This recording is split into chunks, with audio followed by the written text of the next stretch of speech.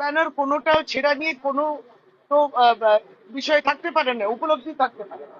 তো কারা এই উপলব্ধি কারা মনে করছেন গণতন্ত্র চাইছেন, গণতন্ত্র চাইছেন, কিন্তু যদি গণতান্ত্রিক ভাবে অন্যান্যদের অধিকার ছিনে নেওয়া, তাহলে কে কারা করছেন এর পিছনে, কে রাজনীতিটা করছেন? আবার সবচেয়ে ভয়ানক হচ্ছে যে আইন শৃঙ্খলা থাকতে হবে, হাসপাতালে তো পরিষেবা দেওয়ার জায়গা, হাসপাতালে বন্ধ থাকবে না, হাসপাতালে স্ট্রাইকও থাকবে না, ডিউটি করতে হবে। সেখানে আবার যদি হসপিটাল যেটা একটা স্বাভাবিক ছন্দে ফিরছে, নিশ্চয়ই আন্দোলন হতে পারে, কিন্তু স্বাভাবিক ছন্দে ফেরার হচ্ছে পরিস্থিতিটাও রাখতে হবে।